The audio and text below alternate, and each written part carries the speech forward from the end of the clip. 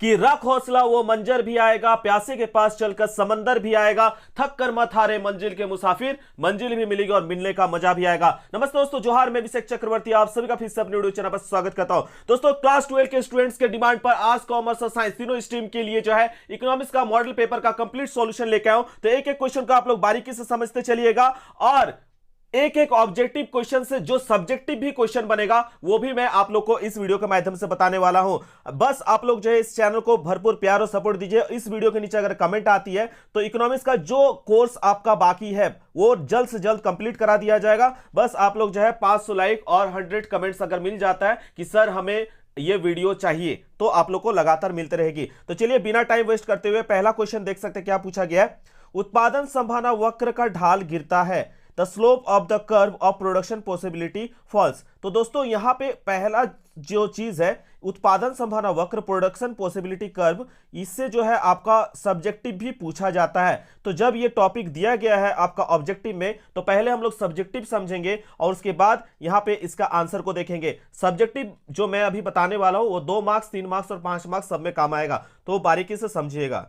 तो दोस्तों यहां पे देख सकते हैं स्क्रीन पर, इसको आप लोग नोट कर लीजिएगा क्योंकि ये सब्जेक्टिव में भी पूछा जाता है 2 मार्क्स, 3 मार्क्स और 5 मार्क्स में। तो एक एक चीज को मैं डिटेल से बताते चलूंगा, आप लोग नोट करते चलिएगा। सबसे पहले उत्पादन संभावना वक्र होता क्या है, प्रोडक्शन पॉसिबिलिटी कर्व होता क्या है। तो उत्पादन संभावना वक्र जो है वो दो वस्तु के ऐसे सब संभव संयोग को प्रकट करता है जो एक अर्थव्यवस्था में अपने वर्तमान संसाधनों और उपलब्ध तकनीक के पूर्ण कुशलतम उपयोग से उत्पादन कर सकती है। The production possibility curve shows all possible combination of two commodities that an economy can produce using its present resources and available technology with full and efficient use। तो दोस्तों इसको साधारण भाषा में अगर समझे तो उत्पादन संभावना वक्र का अर्थ है कि इसमें एक संभावना दर्शाई जाती है कि एक उत्पादक अपनी भूमि पर, एक जो है उत्पादक अपनी भूमि पर एक साथ दो चीजों का, कितने चीजों का, 2 चीजों का, याद रखिएगा 2 कमोडिटीज का बात होता है इसमें, ठीक है। एक साथ 2 चीजों का उत्पादन करता है जो भी उसके पास उपलब्ध संसाधन है। जैसे जो भी उसके पास उपलब्ध संसाधन, मान लेते हैं कि एक गेहूं और मुझे उगाना है चावल, ठीक है, लेकिन मेरा जमीन 1 एकड़ का है, ठीक है, और उसी 1 एकड़ में हमको गेहूं भी उत्पादन करना है और चावल भी उत्पादन करना है, ठीक है। तो उसके पास जो भी उपलब्ध संसाधन है, जैसे भूमि हो गया, श्रम हो गया, पूंजी हो गया, उद्यम हो गया, और जो भी उसके पास तकनीकी यानी टेक्नोलॉजी है खेती करने के लिए, जैसे ट्रैक्टर हो गया, थ्रेसर हो गया, तो जो भी उसके पास संसाधन है, टेक्निक है, उन सब चीजों का पूर्ण और कुशलतम जो है उपयोग करके जो भी वह 2 चीजों का उत्पादन करती है उसे ही हम कहते हैं उत्पादन संभावना वक्र, प्रोडक्शन पॉसिबिलिटी कर्व। तो यहां परिभाषा आप लोग को आसानी से याद होना चाहिए कि उत्पादन संभावना वक्र 2 वस्तुओं के ऐसे सब संभव संयोग को प्रकट करता है जो एक अर्थव्यवस्था में अपने वर्तमान संसाधन, वर्तमान संसाधन बोलने का मतलब यहां पे है कि भूमि, श्रम, पूंजी, ठीक है, ये सब वर्तमान संसाधन है, ठीक है, और उपलब्ध तकनीक, उपलब्ध तकनीक बोलने का मतलब ट्रैक्टर, ट्रेसर के पूर्ण व कुशलतम उपयोग से उत्पादन कर सकती है। इस चीज को नोट कर लीजिएगा। चलिए अब बहुत अच्छे से हम लोग जो है कर्व को समझने के लिए एक टेबल का सहारा लेते हैं। यहाँ पे आप लोग को स्क्रीन पर दिख रहा होगा। तो दोस्तों इसे अब हम लोग जो है तालिका यानी टेबल के माध्यम से समझ लेते हैं। इसके बाद आपको उत्पादन संभावना वक्र से जितने डाउट्स है वो सारे क्लियर हो जाएंगे। अगर 5 मार्क्स का ये क्वेश्चन आता है दोस्तों तो ये आप लोग टेबल और ये जो है वक्र आप लोग बना के दिखाइएगा। तो चलिए बताते हैं क्या है। यहाँ पे देख सकते हैं आप लोग, जैसा कि हमने यहाँ पे जो यूनिट्स ली है, इकाइयाँ ली है, वो है क्या, ABCDE और F, ठीक है। और 2 चीजों का उत्पादन यहां किया जा रहा है, 2 कमोडिटीज का प्रोडक्शन किया जा रहा है, एक है गेहूं और दूसरा चावल, क्योंकि उत्पादन संभावना वक्र में हम लोग 2 ही चीजों का उत्पादन का बात करते हैं, ठीक है। तो एक लिए है गेहूं और दूसरा लिए है चावल, ठीक है। जैसा कि दोस्तों आप देख सकते हैं कि पहले जो है गेहूं का उत्पादन, प्रोडक्शन जो है 0 है। पहले गेहूं का उत्पादन क्या है, 0 दिख रहा होगा, ठीक है। यहाँ पे देख सकते हैं गेहूं का उत्पादन 0 है और वो धीरे धीरे क्या हो रहा है, धीरे धीरे वो बढ़ता जा रहा है, ठीक है। 0, फिर हो गया 1, 2, 3, 4 और फिर 5, देख सकते हैं 0 से 1, फिर 2, फिर 3, फिर 4, फिर 5, ठीक है। वहीं दूसरी तरफ देखें तो चावल का यहाँ पे दिखाया गया है कि चावल जो है शुरू में चावल का उत्पादन जो है कितना था, 15 इकाई था। कितना इकाई था? 15 इकाई। फिर वो धीरे धीरे वो घटते जा रहा है और लास्ट में कितना हो जा रहा है? शून्य हो जा रहा है। ठीक है, पहले 15 था, फिर 14, फिर 12, फिर 9, फिर 5, फिर 0। तो यह टेबल हमें यह बता रहा है कि अगर हम गेहूं का उत्पादन बढ़ा रहे हैं तो चावल का उत्पादन प्रोडक्शन जो है घटाना पड़ रहा है। ठीक है, क्यों घटाना पड़ रहा है? क्योंकि जो उत्पादक होता है उसके पास संसाधन क्या होता है? सीमित होता है। उसके पास संसाधन क्या होता है? सीमित होता है, लिमिटेड रिसोर्सेज होता है। जैसे मान के चलिए कि आपके पास 100 एकड़ की भूमि है और यह भूमि उसके पास सीमित संसाधन रही होगी, चाहे वो पूरी भूमि पर गेहूं उगा ले या पूरी भूमि पर चावल उगा ले या दोनों बराबर मात्रा में उत्पादन कर ले, क्योंकि भूमि की मात्रा क्या है? सीमित ही है। एक आपका भूमि क्या है? 100 एकड़ ही है। उसमें या तो आप पूरा ही गेहूं ही उत्पादन कर लीजिए या पूरा ही आप क्या उत्पादन कीजिए? चावल उत्पादन कीजिए, या फिर दोनों को जो है बराबर मात्रा में उत्पादन कर सकते हैं। ठीक है, तो दोस्तों अब हम लोग समझ लेते हैं कि इसे हम लोग जो है ग्राफ के माध्यम से कैसे शो करेंगे। ठीक है, तो उत्पादन संभावना वक्र को शो करने के लिए कुछ बातों का ध्यान रखिएगा। यहाँ पे हम लोगों ने दो जो है यहाँ पे वस्तु की बात की है, एक चावल और दूसरा आपका गेहूं का उत्पादन का बात किया है। ठीक है, तो जिस चीज का उत्पादन अधिक होता जाएगा उसको हमेशा शो करेंगे किस अक्ष पे? एक्स अक्ष पे। तो गेहूं का उत्पादन अधिक होता जा रहा था, गेहूं को शो किए एक्स अक्ष पे, और वहीं चावल का उत्पादन धीरे धीरे कम हो रहा है, उसको शो किए हम लोग किस में? वाई अक्ष पे। ठीक है, तो यहाँ देखिए हर मात्रा में कितना का अंतर है? एक एक का। जब भी ग्राफ बनाते हैं तो उसका अंतर जो होना चाहिए बराबर होना चाहिए। ठीक है, 1 फिर 2 फिर 3 फिर 4 फिर 5। तो यहाँ पे जो है सबसे जो छोटा यूनिट देख सकते हैं चावल में है वो क्या है? 5 है, फिर 9 है। तो हम लोग कितना का अंतर ले सकते हैं? यहाँ पे 3 का अंतर ले लेते हैं। 3 से फिर 6, फिर 3 और जोड़ देते हैं 9, फिर 9 से 12, फिर 12 से 15। अब जो भी यहाँ पे मात्रा होगा, हो सके अगर 4 आता है तो यहाँ बीच में 4 आ सकता है, यहाँ अगर 5 लेना तो यहाँ 5 भी मान सकते हैं, यहाँ पे और भी संख्या आ सकती है, यहाँ पे 14 भी आ सकती है ना। लेकिन अंतर इसको देख के आपको ये वाला लाइन नहीं खींचना है। आपको जब भी आप जूनियर क्लास में मैथ बनाए हैं तो आप लोग हमेशा मात्रा को क्या लेते हैं? या तो 5 का अंतर, या 2 का अंतर, या 1 का अंतर लेते हैं। तो ऐसे ही आपको ड्रॉ करना है। ठीक है, इसको देख के ड्रॉ नहीं करना है। ठीक है, कि यहाँ ऐसे लिखते चले कि 15, 14, 12, ऐसे नहीं, आपको अंतर बराबर लेके चलना है। ठीक है, अब देखिए, अब मेन बात है यहाँ पे कि कैसे क्या बताया जा रहा है इस ग्राफ के माध्यम से। तो हम यहाँ देख सकते हैं कि गेहूं का प्रोडक्शन जो है पहले 0 था, गेहूं का प्रोडक्शन पहले 0 था। ठीक है, तो चावल हम कितना उत्पादन कर रहे थे? 15 यूनिट का। ठीक है, फिर हमने सोचा कि गेहूं का उत्पादन को बढ़ाया जाए, क्योंकि गेहूं में थोड़ा ज़्यादा प्रॉफिट हो रहा है, तो गेहूं के उत्पादन को बढ़ा लेते हैं। तो गेहूं को हमने 0 से 1 यूनिट उत्पादन बढ़ा दिया। तो इसके लिए हमको चावल के उत्पादन में क्या करना पड़ा? जो है कमी करना पड़ेगा, क्योंकि आपके पास भूमि जो है सीमित है, 100 एकड़ ही भूमि है, और उसी भूमि में अगर आप गेहूं के उत्पादन को बढ़ाएंगे तो ऑफकोर्स से चावल के उत्पादन को कम करना पड़ेगा। अब कितना इकाई हो गया आपका? 14 इकाई। ठीक है, तो यहाँ पे कितना हो गया? 14 इकाई। ठीक, फिर आपने सोचा कि थोड़ा सा और बढ़ाते हैं और फायदा हो रहा है, तो 2 इकाई और बढ़ा देंगे, तो अब कितना हो जाएगा? 12 हो जाएगा। कितना हो जाएगा? 12 हो जाएगा। ठीक है, फिर आपने सोचा कि गेहूं को उत्पादन को 3 इकाई और बढ़ा देते हैं। ठीक है, तो यहाँ पे और कमी करना पड़ा, 9 हो गया। कितना हो गया? 9 हो गया, है ना।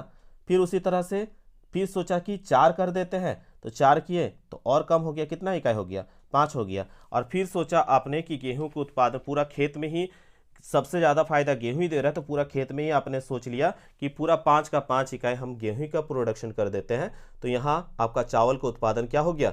0 हो गया। ठीक है, तो इससे पता चलता है क्या? तो इससे पता चलता है कि अर्थव्यवस्था में एक वस्तु का उत्पादन की मात्रा को बढ़ाने के लिए दूसरी वस्तु की मात्रा को कम करना पड़ता है। तो दोस्तों इस तरह से हम लोग कह सकते हैं, यही कारण है उत्पादन संभावना वक्र जो है पीपीसी, ठीक है, कैसे गिरता है? बाएं से दाएं की ओर गिरता है। तो दोस्तों इसका करेक्ट आंसर हो जाएगा आपका बाएं से दाएं जो होगा करेक्ट आंसर होगा। ठीक है, अब चलिए इसका जो हम लोग थोड़ा सा यहाँ पे देख सकते हैं, किसके द्वारा परिभाषा दिया गया था? आपका उत्पादन संभावना वक्र का आपका सैमुअल्सन के द्वारा जो परिभाषा दिया गया था, इसको आप लोग जो है नोट कर लीजिएगा। उत्पादन संभावना वक्र वह है जो दो वस्तुओं या सेवाओं के उन सभी संयोग को प्रकट करता है जिनका अधिकतम उत्पादन एक अर्थव्यवस्था के दिए हुए साधन तथा तकनीक के द्वारा जो है पूर्ण रोजगार की स्थिति में संभव होता है। ये परिभाषा भी पूछा जाता है, ये किनके द्वारा दिया गया? तो यहाँ इंग्लिश में भी दिया गया, इसको भी आप लोग नोट कर लीजिएगा, इंग्लिश मीडियम वाले स्टूडेंट, सैमुअल्सन का द्वारा दिया गया परिभाषा। अब 5 मार्क्स में इसका मान्यता भी पूछा जाता है दोस्तों कि उत्पादन संभावना वक्र की मान्यता क्या है, प्रोडक्शन पॉसिबिलिटी जो कर्व है उसके एजम्पशंस क्या है। तो पहला जो है उत्पादन संभावना, उत्पादन के साधनों की स्थिर एवं सीमित मात्रा होनी चाहिए, fix and limited quantity of factor of production होना चाहिए। दूसरा क्या है, इसको भी नोट कर लीजिएगा, उपलब्ध साधनों का पूर्ण और कुशल उपयोग होना चाहिए, जो कि मैंने आप लोग को बता दिया। फिर क्या कहा, स्थिर तकनीक होना चाहिए, कांस्टेंट टेक्नोलॉजी होना चाहिए, कोई चेंजेस नहीं होना चाहिए। दूसरा दिया गया, इसमें कितनी वस्तुओं का बात करते हैं, हमेशा 2 वस्तुओं की बात करते हैं, इसको भी नोट कर लीजिएगा। ठीक है, तो ये था आप लोग का जितना पूछा जा सकता था, 2 मार्क्स, 3 मार्क्स या आपका 5 मार्क्स के लिए उत्पादन संभावना वक्र से संबंधित। तो ये सारा मैंने बता दिया। अब चलिए एक बार आपके क्वेश्चन की ओर चलते हैं। तो दोस्तों आशा करते हैं आप लोगों को पूरा डिटेल के साथ क्लियर हो गया होगा कि उत्पादन संभावना वक्र है क्या। ठीक है, तो यहाँ पे हम लोगों ने देखा कि उत्पादन संभावना वक्र जो कि ढाल जो है गिरता है वो बाएं से दाएं, लेफ्ट टू राइट जो होगा करेक्ट आंसर होगा। नेक्स्ट क्वेश्चन की ओर चलते हैं। क्या पूछा गया, सीमांत उपयोगिता को ज्ञात किया जा सकता है, marginal utility can be determined as. तो सबसे पहले हमें सीमांत उपयोगिता के बारे में जानना जरूरी है कि वो सीमांत उपयोगिता होता क्या है, इसका जो है परिभाषा पूछा जाता है। तो पहले उसको जान लेते हैं, उसमें ही आपको आंसर भी इसका पता चल जाएगा। तो दोस्तों यहाँ पे देख सकते हैं क्या पूछा गया, सीमांत उपयोगिता। तो सीमांत उपयोगिता का मतलब क्या होता है, किसी वस्तु की एक अतिरिक्त इकाई के उपभोग से जो अतिरिक्त उपयोगिता मिलती है उसे हम लोग कहते हैं सीमांत उपयोगिता कहते हैं। यानी दूसरे शब्द में बोले तो एक अतिरिक्त इकाई के उपभोग से कुल उपयोगिता में जो वृद्धि होती है उसे सीमांत उपयोगिता कहते हैं। The additional utility that is obtained by consuming an additional unit of a commodity is called marginal utility. In other words, the increase in total utility by using an additional unit is called the marginal utility of that unit। ठीक है, चलिए इसको एक example से समझ लेते हैं तो आपका क्लियर हो जाएगा। यहाँ देख सकते हैं सीमांत उपयोगिता का उदाहरण। ठीक है, 2 मार्क्स के लिए आए तो खाली परिभाषा लिखिएगा, 3 मार्क्स के लिए आए तो ये परिभाषा के साथ यहाँ पे आप जो है उदाहरण दे सकते हैं। जैसे यदि किसी वस्तु का हम लोग 10 इकाई को उपभोग कर रहे हैं तो हमें कितना जो है यूटिल्स का संतुष्टि मिल रहा है। देखिए उपयोगिता की जो माप की इकाई होती है वो यूटिल्स होती है, तो हमेशा यूनिट नहीं लिखेंगे, क्या लिखेंगे, यूटिल्स लिखेंगे। ये क्वेश्चन पूछा जाता है कि उपयोगिता की माप की इकाई क्या होती है, यूटिल्स होती है, तो इसलिए बार बार आपको यूटिल्स देखने को मिलेगा यूनिट की जगह। ठीक है, तो किसी वस्तु की 10 इकाई के उपभोग से जो है आप कितना यूनिट का संतुष्टि प्राप्त कर रहे हैं, 150 यूटिल्स का जो है संतुष्टि प्राप्त कर रहे हैं। 10 इकाई में आपको मिल जा रहा है कितना, 150 यूटिल्स का संतुष्टि। आप सोचे कि 10 के जगह हम कितना इकाई का उपभोग कर देते हैं, 11 इकाई, तो आपको कितना यूटिल्स का संतुष्टि मिल जा रहा है, 160 यूनिट का जो है यूटिल्स का संतुष्टि मिल जा रहा है। ठीक है, एक तो यहाँ पे देख रहे हैं 1 इकाई आपने बढ़ा दिया, यहाँ पे 10 के जगह आपने क्या किया, 11 इकाई कर दिया ना। बस 1 इकाई के बढ़ने से आपको कितनी अतिरिक्त उपयोगिता मिल गई, आपको 10 यूटिल्स की अतिरिक्त उपयोगिता यहाँ मिल गई। ठीक है, तो वस्तु की 11वीं इकाई के उपभोग करने से प्राप्त होने वाली आपका जो अतिरिक्त उपयोगिता है वो कितना है, 10 यूटिल्स है। तो इसे 11वीं इकाई की हम क्या कहते हैं, सीमांत उपयोगिता कहते हैं। और इसका जो फॉर्मूला होता है दोस्तों इसको भी नोट कर लीजिएगा। सीमांत उपयोगिता यानी मार्जिनल यूटिलिटी का जो फॉर्मूला होता है, change in total utility by change in quantity consume. ठीक है, इस चीज को आप लोग नोट कर लीजिएगा। कुल उपयोगिता में परिवर्तन बटा उपभोग की गई वस्तु की इकाई में परिवर्तन, यानी mu equals to delta TU by delta Q इसका फॉर्मूला होगा, इसको भी नोट कर लीजिएगा। ठीक है, तो ये आपका 2 मार्क्स 3 मार्क्स जैसा भी आपका क्वेश्चन पूछे इसको लिख दीजिएगा, आपको फुल मार्क्स मिल जाएगा। ठीक है, चलिए इसका आंसर को अब हम लोग देखते हैं। आप लोग बताइए, कमेंट करके जरूर फीडबैक दीजिएगा कि मैं इतना मेहनत करके जो आप लोग के लिए वीडियो लेके आया हूँ, क्या आप लोग को इससे फायदा हो रहा है या नहीं। आप लोग क्या चाहते हैं, डायरेक्ट आंसर चाहते थे या इसी तरह से आप लोग जो है क्वालिटी वाले वीडियोस पसंद करते हैं। ठीक है, तो जितने बच्चे ही देख रहे हैं प्लीज़ आप लोग अपना जरूर प्यार और फीडबैक दीजिएगा। मेहनत आप लोग के लिए किया जा रहा है, कोई भी फी चार्जेस नहीं की जा रहा है, निःशुल्क पढ़ाया जा रहा है हर वर्ष की तरह इस बार भी। लेकिन इस बार के बच्चों से जो है प्यार और सपोर्ट की जो है बहुत ज़्यादा कमी देखने को मिला है, कहीं ना कहीं थोड़ा सा निराशा हो जाता है। लेकिन खैर चलिए, देर आए दुरुस्त आए, लेकिन आप लोग से प्यार और सपोर्ट की हम कामना करते हैं। तो चलिए इसका आंसर की ओर देख लेते हैं। तो दोस्तों अभी तक जो है आपको पता चल चुका होगा कि सीमांत उपयोगिता को ज्ञात किया जाता है क्या, delta TU by delta Q। Option A जो होगा दोस्तों यहाँ पे आपका करेक्ट आंसर हो जाएगा। ठीक है, इसके बाद दोस्तों क्वेश्चन नंबर 3 देख सकते हैं क्या पूछा गया है। नीचे दिए गए रेखा चित्र में मांग की लोच है। What is the elasticity of demand in the line diagram given below. तो दोस्तों इसको हम लोग जो है रेखा चित्र में जो फिगर दिया गया उसके हिसाब से आपको आंसर देना है। इस फिगर में देख सकते हैं इधर दिया गया कीमत और इधर दिया गया मांग, ठीक है। ये एक्स अक्ष है और ये है ऊपर वाला वाई अक्ष, ठीक है। और यहाँ जो मांग देख रहे हैं, ये डिमांड लाइन जो देख रहे हैं, मांग वक्र जो देख रहे हैं, ये ऊपर से नीचे की ओर दिख रहा होगा एक स्ट्रेट लाइन, ठीक है। तो ये क्या बताता है, तो हमको अगर मालूम है तो हम कह देंगे कि यहाँ पे इकाई लोचदार। लेकिन इकाई लोचदार होता क्या है, हमने इसे इकाई लोचदार ही क्यों कहा, इसको आप लोग थोड़ा तो जान लीजिए, ठीक है। चलिए इसको हम लोग ड्रॉ करते हैं। जैसा कि फिगर में दिखाया गया है, हम लोग जानते भी है क्या, ये जो होता है आपका एक्स अक्ष जो है वो क्वांटिटी को दर्शाता है। वो किसको दर्शाता है, क्वांटिटी को दर्शाता है। और ये जो वाई अक्ष है वो कीमत को दर्शाता है, ठीक है। तो इसको हम लोग जानते हैं, मैंने इकाई लोचदार क्यों कहा, तो इकाई लोचदार हम तब कहते हैं जब किसी वस्तु की कीमत में परिवर्तन के फलस्वरूप उसकी मांग में भी उसी अनुपात में परिवर्तन होता है, तब ऐसी वस्तु की मांग को जो है इकाई लोचदार मांग कहा जाता है। चलिए इसको एग्जाम्पल से समझते हैं। जैसे मान लिया किसी वस्तु की कीमत पहले कितना था, 10 रुपये, कितना था, 10 रुपये, ठीक है। तो जैसे किसी वस्तु की कीमत पहले 10 रुपये से जो है आपका कितना हो जाता है, कितना कर देते हैं हम, 15 रुपये, कितना कर देते हैं, 15 रुपये कर दे रहे हैं। पहले कोई वस्तु था जिसका दाम आपका 10 रुपये था, उस दाम को जो है अब बढ़ा कितना कर दिए, 15 रुपये कर दिए, ठीक है। तो जब 10 रुपये था तो वस्तु की मांग कितना लोग करते थे, आपका 100 इकाई का मांग करते थे। कितना करते थे, 100 इकाई का मांग। अब इसका कीमत आधा बढ़ा दिए, यानी 10 से बढ़कर कितना हो गया, आपका 15 हो गया, ठीक है। तो आधा बढ़ा तो ऑफकोर्स से कीमत बढ़ेगा तो मांग क्या होता है, घटता है। मांग का नियम हमने पढ़ा है, ठीक है। तो अगर आधा दाम बढ़ा दिया, 10 से 15 कर दिया, तो इसकी मात्रा भी जो है आधा क्या हो जाएगा, घट जाएगा। अब लोग कितना खरीदेंगे, 50 इकाई ही मांग करेंगे, ठीक है। तो इसकी क्वांटिटी में भी क्या हुआ, उसी अनुपात में परिवर्तन देखने को मिला। कीमत जो है, कीमत हम बढ़ा दिए, आपका कितना, 10 से 15 कर दिए, ठीक है। पहले 10 था तो 100 इकाई लोग खरीदते थे, अब कीमत को आधा दाम बढ़ा दिए और, ठीक है, 10 से 15 कर दिए। तो अब जो है मांग भी घट के क्या हो गया, 100 इकाई से अब घट के कितना हो गया, 50 इकाई रह गया, ठीक है। तो ऐसी स्थिति को हम कहते हैं क्या, इकाई लोचदार कहते हैं। देखिए इसमें जो ऐसे लाइन बन रहा है कि नहीं, जो आपका फिगर में दिया गया है यही आपको देखने को मिल रहा होगा डायग्राम में, मिल रहा है कि नहीं, मिल रहा है ना। तो याद रखिएगा, इसको हम कहते हैं इकाई लोचदार मांग। जब किसी वस्तु की कीमत में परिवर्तन के फलस्वरूप उसकी मांग में भी उसी अनुपात में परिवर्तन होता है, तो ऐसी वस्तु की मांग जो है इकाई लोचदार मांग कहा जाता है। इस चीज को नोट कर लीजिएगा, ठीक है।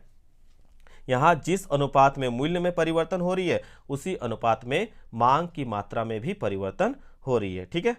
चलिए तो इसे हम कहेंगे इकाई लोचदार मांग, ठीक है। चलिए नेक्स्ट क्वेश्चन की ओर चलते हैं कि आगत और निर्गत में परिवर्तन करने की प्रक्रिया को क्या कहा जाता है, ठीक है। तो the process of converting input into output is called, तो ये तो परिभाषा पूछा है और ये हम लोग सभी जानते हैं, इसको कहते हैं हम लोग उत्पादन। क्या कहते हैं, उत्पादन। आगत और निर्गत में परिवर्तन करने की प्रक्रिया को उत्पादन कहा जाता है, ठीक है। क्वेश्चन नंबर 5 दोस्तों देख सकते हैं क्या पूछा गया, किसी परिवर्ती साधन L का औसत उत्पादन ज्ञात करने का सूत्र जो है क्या होता है। What is the formula of determining the average output of a variable factor L, ठीक है। तो इसका आंसर होगा आपका Q/L, यानी कुल उत्पाद बटा परिवर्तनशील साधन की इकाई होगा, ठीक है। Total product by unit of production the variable factor, ठीक है। परिवर्तन साधन के जो है प्रति इकाई उत्पाद को औसत उत्पाद कहा जाता है, ये तो आप लोग जानते ही हैं, ठीक है। और कुल उत्पादन में परिवर्तनशील साधन की इकाइयों की संख्या का भाग देकर हम उस साधन का जो है श्रम संख्या के औसत उत्पाद की गणना करते हैं और इसी को कहते हैं हम लोग औसत उत्पाद, ठीक है। तो इसका आंसर Q/L हो जाएगा, ठीक। इसके बाद दोस्तों क्वेश्चन नंबर 6 देख सकते हैं क्या पूछा है, पूर्ति के नियम को निम्नलिखित में से कौन सा फलन प्रदर्शित करता है। Which of the flowing functions represent the law of supply, ठीक है। तो दोस्तों सबसे पहले हम लोग को यहाँ पे पूर्ति का नियम यहाँ दिख रहा होगा, और पूर्ति के नियम को जानने से पहले हम लोग पूर्ति क्या होता है, सप्लाई क्या होता है, उसे जान लेते हैं। पूर्ति किसी वस्तु की वह मात्रा है जो दिए गए मूल्य पर एक निश्चित समय में बेचने के लिए प्रस्तुत की गई है। Supply refers to the quantity of a commodity that a firm is willing and able to offer sale at a given price during a given period of time. अब बात करते हैं पूर्ति का नियम। अन्य बातें समान रहने पर जब किसी वस्तु की कीमत बढ़ती है तो इसकी मात्रा भी बढ़ती है। मांग का नियम का उल्टा होगा यहाँ पे। मांग का नियम क्या होता था, कीमत बढ़ती थी तो मात्रा घटती थी, ठीक है, लेकिन यहाँ उल्टा हो रहा है, कीमत बढ़ रहा है, प्राइस बढ़ रहा है तो आपका क्वांटिटी भी क्या होगा, बढ़ेगा। प्राइस बढ़ रहा है तो क्वांटिटी भी आपका, पूर्ति भी क्या होगा, बढ़ेगा। प्राइस बढ़ रहा है तो आपका पूर्ति भी क्या होगा, बढ़ेगा, ठीक है। और प्राइस अगर घटेगा तो आपका पूर्ति भी, सप्लाई भी क्या होगा, घटेगा, ठीक है। इस चीज को याद रखिएगा, ठीक। चलिए दोस्तों, इसको अब हम लोग एग्जाम्पल से समझते हैं तो क्लियर हो जाएगा और आपका, ठीक है। चलिए मान लेते हैं अगर किसी वस्तु की 100 इकाई यूनिट, ठीक है, 100 यूनिट का जो है कीमत कितना है आपका, 10 रुपये, कितना है, 10 रुपये। तो उससे जो आपको रेवेन्यू मिल रहा है, ठीक है, राजस्व मिल रहा है, कितना मिल रहा है आपको, 1000 का, कितना का रेवेन्यू मिल रहा है आपका, 1000 का रेवेन्यू मिल रहा है, ठीक है, राजस्व मिल रहा है। वही अगर यही 100 यूनिट को अगर आप कीमत बढ़ा देते हैं, ठीक है, तो आपको अब रेवेन्यू क्या होगा, घटेगा कि बढ़ जाएगा, आपका रेवेन्यू बढ़ जाएगा, 2000 हो जाएगा, ठीक है।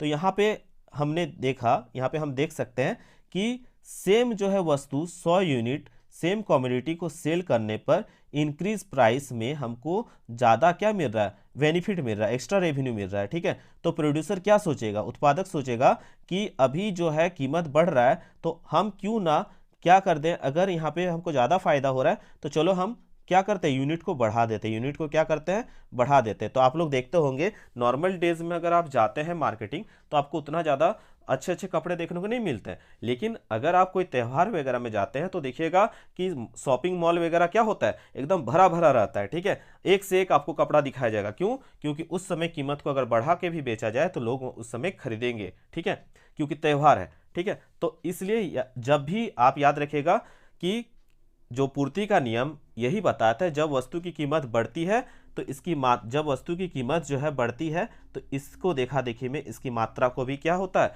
इसकी मात्रा भी बढ़ती है। और जब वस्तु की कीमत घटेगी तो इसकी मात्रा को भी क्या कर दिया जाएगा, घटा दिया जाएगा, क्योंकि फायदा कम हो रहा है तो हम क्यों आपका प्रोडक्शन को बढ़ाएं।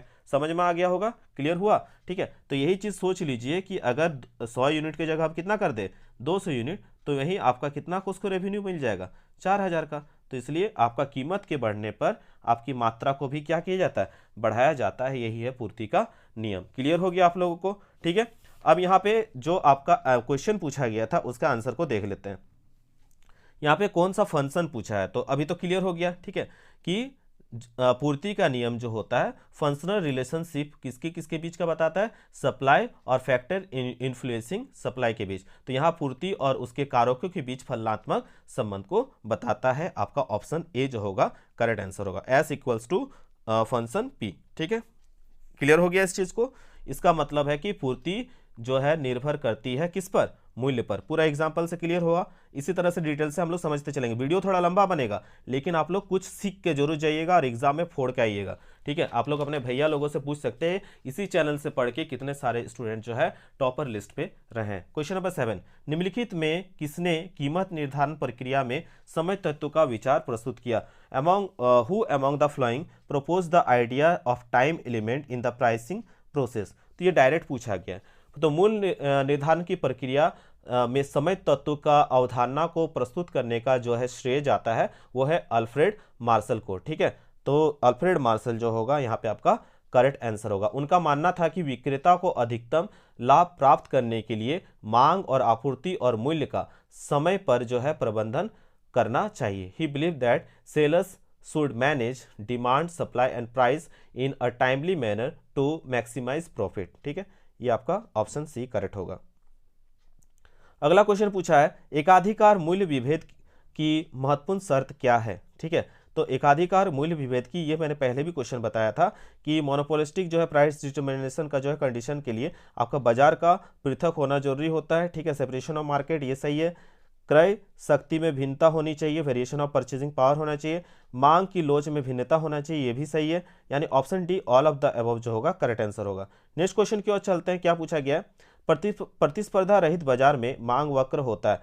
तो प्रतिस्पर्धा रहित का बात किया है, तो प्रतिस्पर्धा रहित में जो है आपका करेक्ट आंसर क्या होगा, ऑप्शन नंबर सी हो जाएगा। टोटल रेवेन्यू वक्र होगा, औसत आगाम वक्र जो होगा करेक्ट आंसर होगा। नेक्स्ट क्वेश्चन की ओर चलते हैं। 10 number, the general theory of employment interest and money नामक पुस्तक किसके लेखक कौन है। तो याद रखिएगा इसके लेखक जो है आपका जॉन मेनार्ड कीन्स जो होगा करेक्ट आंसर होगा। ठीक है, इसको टिक कर लीजिएगा। ठीक है, John Maynard Keynes is considered the father of modern macro economics. ठीक है, मैक्रो इकोनॉमिक्स यानी समष्टि अर्थशास्त्र के पिता, आधुनिक समष्टि अर्थशास्त्र के पिता के रूप में जाने जाते हैं कौन? John Maynard Keynes. ठीक है, और इसका जो किताब पब्लिश हुआ था इनका कब हुआ था? 1936 में। कब हुआ था? 1936 में इनका बुक जो है पब्लिश हुआ था। ठीक है, the general theory of employment interest and money establish micro economics as a definite disciplines. ठीक है, डिस्टिंक्ट डिसिप्लिन्स। ठीक है, फादर ऑफ इकोनॉमिक्स आप लोग नीचे बताइएगा कमेंट करके कि कौन है। ठीक है, अर्थशास्त्र के जनक किसे कहा जाता है? और दूसरा क्वेश्चन का आंसर बताइएगा प्रिंसिपल ऑफ इकोनॉमिक्स जो है किसने लिखा है? इसका भी आंसर नीचे कमेंट करके बताइएगा। चलिए नेक्स्ट क्वेश्चन की ओर चलते। 11 नंबर में क्या पूछा गया? किसी देश में दिए हुए वर्ष में उत्पादन के साधन के द्वारा उत्पादित अंतिम वस्तु एवं सेवाओं के बाजार मूल्य को क्या कहा जाता है? तो इसको क्या कहा जाता है? What is the market value of final goods and service produce by the means of production in a given year in a country is called क्या? ग्रॉस डोमेस्टिक प्रोडक्ट यानी सकल घरेलू उत्पाद कहते हैं। ठीक है, नेक्स्ट क्वेश्चन की ओर चलते हैं। 12 नंबर क्या बोला गया कि रिजर्व बैंक ऑफ इंडिया की स्थापना कब हुई? When was reserve bank of India establish? तो हम लोग सबको जानते हैं, इससे पहले भी आप लोगों को बताए थे। जिन्होंने मॉडल सेट 1 जो मैंने अपने स्तर से आप लोगों को बताया था उसको नहीं देखे तो प्लीज जाके देख लीजिएगा, उससे भी बहुत सारे क्वेश्चन आने वाले एग्जाम में। तो इसका करेक्ट आंसर हो जाएगा आपका 1935। 1 अप्रैल 1935 में जो है स्थापना हुई थी किसका? Reserve bank of India. और इसका प्रारंभिक कार्यालय जो है कलकत्ता में स्थापित किया गया था, लेकिन 1937 में अस्थायी रूप से मुंबई इसे स्थानांतरित किया गया था। अभी वर्तमान में ये मुंबई में इसका जो है कार्यालय देखने को मिल सकता है। The central office of the Reserve Bank was initially establish in Kolkata but was permanently moved to Mumbai in 1937। आप लोग के लिए क्वेश्चन है कि अभी वर्तमान में आरबीआई के गवर्नर कौन है? नीचे कमेंट करके बताइएगा। ठीक है, आरबीआई के गवर्नर का नाम नीचे कमेंट करके बताइएगा। रिजर्व बैंक ऑफ इंडिया के गवर्नर अभी कौन है? जो आप लोग नोट पे नाम देखते हैं नीचे साइन किया हुआ रहता है वही। ठीक है, क्वेश्चन नंबर 13। एक खुली अर्थव्यवस्था में सामूहिक मांग के निम्न में से कौन से तत्व है? Which of the following are the elements of collective demand in a open economy? तो ये डायरेक्ट क्वेश्चन पूछा है तो आप लोग डायरेक्ट आंसर देना है। इसको हम कहते हैं क्या? ऑफ 13 का जो है करेक्ट आंसर यहाँ पे आपका उपभोग भी करेक्ट आंसर होगा, निवेश भी करेक्ट, इन्वेस्टमेंट भी, सरकारी व्यय एवं शुद्ध निर्यात ये भी सही है। तो ऑल ऑफ द अबव जो होगा आपका करेक्ट आंसर होगा। नेक्स्ट क्वेश्चन क्या पूछा है? 14 नंबर, निम्नलिखित में से वास्तविक निवेश कौन है? तो वास्तविक निवेश के बारे में पूछा है। तो यहाँ पे आपका जो है 14 का करेक्ट आंसर हो जाएगा आपका ऑप्शन नंबर यहाँ पे सी जो होगा करेक्ट आंसर होगा, भवनों का निर्माण। ठीक है, इन्वेस्टमेंट एक्चुअली में यही है। ठीक है, पुरानी चीज़ों पर जो है उसको हम इन्वेस्टमेंट नहीं कहेंगे। ठीक है, ये भी जो है आपका इन्वेस्टमेंट नहीं होगा, आपका ये एक लॉन्ग पीरियड टाइम के लिए रहता है भवनों का निर्माण। तो ये आपका सही है ऑप्शन नंबर सी। ठीक है, नेक्स्ट क्वेश्चन पूछा गया है भारतीय संविधान के किस अनुच्छेद का संबंध बजट से है? ठीक है, तो मैंने डेफिनेशन जो है जब आप लोगों को सब्जेक्टिव बता रहा था उसी में आप लोगों को बताया था कि सरकारी बजट जो होता है एक विवरण होता है जो वित्तीय वर्ष 1 अप्रैल से 31 मार्च तक चलता है। जो फाइनेंशियल ईयर होता है वो कब से कब तक चलता है? 1 अप्रैल से 31 मार्च तक चलता है, तथा विभिन्न भागों में अनुमानित राजस्व तथा अनुमानित व्यय को यह दर्शाता है। कौन? बजट दर्शाता है। तो याद रखिएगा भारतीय संविधान की धारा 112, भारतीय संविधान की धारा 112 के अंतर्गत एक वार्षिक वित्तीय विवरण को संसद के दोनों सदनों के सामने प्रस्तुत करना पड़ता है। यह केंद्र सरकार का बजट कहलाता है। तो यहाँ पे ये करेक्ट आंसर होगा। ठीक है, ये सब्जेक्टिव में भी पूछा जाता है इसलिए मैंने डेफिनेशन के साथ बता दिया। क्वेश्चन नंबर 16 दोस्तों देख सकते क्या पूछा गया? दीर्घकाल में एक पूर्ण प्रतियोगी फार्म उत्पादन बंद कर देगा यदि कब? जब वस्तु का कीमत औसत उत्पाद से क्या हो? कम हो। जब वस्तु का कीमत औसत उत्पाद से क्या हो? आपका कम हो। जब वस्तु का कीमत औसत उत्पाद से कम हो तब। ठीक है, याद रखिएगा प्राइस एवरेज कॉस्ट से अगर कम हो तब। क्वेश्चन नंबर 17, ये भी मैंने बताया प्रत्यक्ष कर के अंतर्गत निम्नलिखित में से किसे शामिल किया जाता है डायरेक्ट टैक्स में? तो डायरेक्ट टैक्स किसे कहते हैं? प्रत्यक्ष कर जो होता है आपका आय पर लगाया जाता है। किस पर लगाया जाता है? इनकम पर लगाया जाता है। इस प्रकार का कर जो है सीधा सरकार द्वारा लगाया जाता है। ठीक है, इस प्रत्यक्ष कर में क्या क्या आएगा? आपका आयकर आएगा, इनकम टैक्स आएगा, कॉर्पोरेट कर यानी कॉर्पोरेट टैक्स आएगा, संपत्ति कर यानी वेल्थ टैक्स आएगा, उपहार कर यानी गिफ्ट टैक्स जो है आपका आएगा। तो इसमें से कौन सा नहीं दिख रहा दोस्तों, तो यहाँ पे आपका जो है करेक्ट आंसर क्या हो जाएगा, यहाँ पे देखिए उपहार कर तो आएगा प्रत्यक्ष कर में, इनकम टैक्स भी आएगा और सेल्स टैक्स नहीं आएगा। तो यानी ऑप्शन ए और बी जो है दोस्तों दोनों करेक्ट है। ठीक है, नेक्स्ट क्वेश्चन की ओर चलते हैं। बिक्री कर जो है आपका किस में आएगा, नीचे कमेंट करके आप लोग बताइएगा। क्वेश्चन नंबर 18, अंतर्राष्ट्रीय मुद्रा कोष की स्थापना कब हुई, इंटरनेशनल मॉनेटरी फंड स्टैब्लिश कब हुआ था, तो 1944 में हुआ था, याद रखिएगा जुलाई 1944 में। और इसका मुख्यालय जो है कहाँ है, याद रखिएगा IMF का जो है मुख्यालय है आपका अमेरिका के वाशिंगटन DC में, याद रखिएगा। और इसके सदस्य जो देशों की संख्या है, सदस्य देशों की संख्या है 190, और यह दुनिया की मुद्राओं का देखरेख करता है, याद रखिएगा इसका काम है दुनिया की मुद्राओं को देखरेख करना। नेक्स्ट है 19 नंबर, निम्न में से किस परिस्थिति में मुद्रा की पूर्ति में कमी हो सकती है, तो मुद्रा की पूर्ति में कमी तभी होगी जब नगद आरक्षित अनुपात में वृद्धि होगी। ऑप्शन नंबर यहाँ बी करेक्ट होगा। ठीक है, नेक्स्ट क्वेश्चन की ओर चलते हैं। भारत में वित्तीय वर्ष की काल विधि होती है, तो अभी जस्ट हम लोग डिस्कस किए थे बजट वाले में कि वित्तीय वर्ष कब से कब तक चलता है, 1 अप्रैल से लेकर आपका 31 मार्च। ठीक है, 1 अप्रैल से 31 मार्च को कहते हैं वित्तीय वर्ष। और जो आप कैलेंडर में जो देखते हैं जनवरी से दिसंबर, उसको कैलेंडर ईयर कहते हैं। और फाइनेंशियल ईयर जो होता है वो 1 अप्रैल से 31 मार्च तक चलता है। तो यहाँ आपका कॉमर्स वाले स्टूडेंट जानते होंगे इस चीज़ को। ठीक है, तो बाकी लोग भी जान जाइए, आर्ट्स और साइंस के स्टूडेंट्स। इसका करेक्ट आंसर होगा 20 का जो है करेक्ट आंसर होगा option number C is the correct answer. 21 number देख सकते हैं, पूंजीवादी अर्थव्यवस्था के संबंध में निम्नलिखित में से कौन सा कथन सत्य है, which of the following statement about capitalist economy. तो देखिए पूंजीवादी अर्थव्यवस्था को काफ़ी अच्छे से समझाया हुआ था, इसको देखने के साथ ही आप पता कर सकते हैं पूंजीवादी अर्थव्यवस्था में जो होता है उत्पादन के साधनों पर निजी स्वामित्व होता है, private ownership on a factor of production जो होगा करेक्ट आंसर होगा। ठीक है, नेक्स्ट क्वेश्चन की ओर चलते हैं। 22 नंबर, मान लिया जाए कि एक देश में 2 लाख व्यक्ति रोजगार में संलग्न है तथा 10,000 व्यक्ति कार्य करने के इच्छुक हैं, लेकिन उन्हें काम नहीं मिल रहा है, तो देश में बेरोजगारी दर क्या होगी। ठीक है, तो देखिए 2 लाख लोग हैं काम में इंगेज है और 10,000 लोगों को काम चाहिए, यानी काम करने वाले जो लोग हैं एक्चुअल में कितने हैं, 2,10,000। एक्चुअल में कितने हैं, 2,10,000। वो बात अलग है कि उन्हें काम करने को मौका नहीं मिला, लेकिन जो है काम करने की क्षमता रखने वाले लोग जो है आपका श्रम बल अगर बात करें तो नागरिक का श्रम बल कितना है, 2,10,000। नागरिक का श्रम बल कितना है आपका 2,10,000। ठीक है, और उसमें से बेरोजगार जो है कितने हैं, 10,000, क्योंकि 2 लाख लोगों को ही 2 लाख में से आपका 2,10,000 में से 2 लाख लोगों को ही काम मिला है। तो बेरोजगारी दर निकालने का जो सूत्र होता है बेरोजगार बटा नागरिक श्रम बल। बेरोजगार कितना है आपका 10,000 और टोटल काम करने वाले जो लोग हैं वो कितना है 2,10,000 है, 2,10,000। और प्रतिशत निकालने के लिए हम लोग क्या लिखते हैं यहाँ पे 100 है ना, तो यहाँ पे आपका 2 शून्य कट गया, इधर 1 शून्य 1 शून्य 1 शून्य 1 शून्य यहाँ कट चुका है ना। तो यहाँ पे आपका बचा 100/21, क्या बचा 100/21, और 100 को 21 से भाग दीजिएगा आपका आएगा 4.76 आया ना। तो ये लगभग है 5% के बराबर। तो यहाँ आपका करेक्ट आंसर हो जाएगा 5%। क्या होगा 5% करेक्ट आंसर हो जाएगा।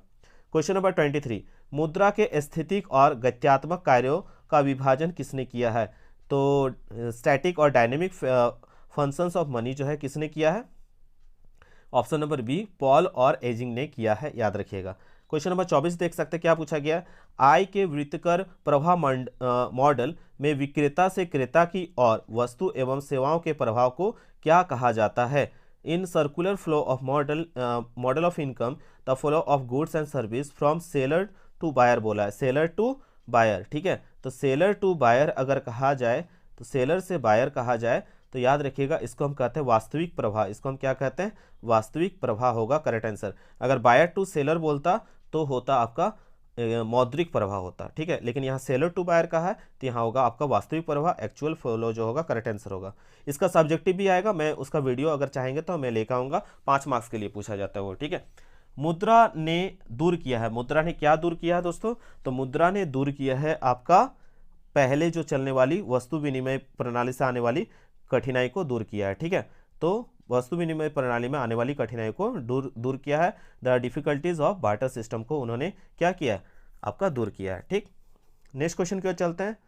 आय के संतुलन पर at the equilibrium level of income. ठीक है, तो आय के संतुलन पर पूछा है। तो आय का संतुलन जो है स्तर होता है, आय के संतुलन स्तर पर जो होता है, आप लोग सभी पढ़े हुए, क्या होता है आपका बचत और निवेश जो होता है वो बराबर होता है। बचत और निवेश क्या होता है, बराबर होता है। Saving and investment are equal होता है, याद रखिएगा। ठीक है, नेक्स्ट क्वेश्चन की ओर चलता है 27। निम्नलिखित में से विनिमय का एक सर्वमान्य माध्यम कौन सा है? तो विच of the following is universally accepted medium of exchange. तो यहाँ पे आपका करेक्ट आंसर हो जाएगा 27 का मुद्रा हर जगह पे एक्सेप्ट किया जाता है। Option number D is the correct answer. Question number 28 क्या पूछा है? पूर्ण प्रतियोगिता बाजार में फार्मों की संख्या होती है, तो परफेक्टली कॉम्पिटिटिव मार्केट में जो है आपका कितनी होती है, अधिक होती है संख्या। मोनोपोली में एक होता है, और यहाँ पे अगर परफेक्टली कॉम्पिटिटिव मार्केट होगा तो अत्यधिक होती है, याद रखिएगा। डुओपोली में 2, मोनोपोली में 1, और आपका परफेक्टली कॉम्पिटिटिव मार्केट में आपका अत्यधिक। नेक्स्ट क्वेश्चन की ओर चलते 29। निम्न में से समग्र मांग का एक घटक नहीं है। Which of the following is not a component of aggregate demand. ठीक है, तो कौन सा नहीं है? एक, ये सब में से कोई एक होगा जो नहीं है, बाकी सब होगा, है ना। तो नहीं चीज का ध्यान रखिएगा यहाँ पे। तो 29 नंबर का जो है करेक्ट आंसर है, नहीं पूछा गया, इसलिए आपका ऑप्शन नंबर डी करेक्ट होगा। वित्तीय परिसंपत्ति पर वह एक्सपेंडिचर ऑन फाइनेंशियल एसेट जो होगा करेक्ट आंसर होगा, बाकी सब इसमें आएगा। ठीक है, नेक्स्ट क्वेश्चन देख सकते हो ऑब्जेक्टिव का। विदेशी विनिमय दर क्या है? तो ये हम लोग पढ़ चुके हैं।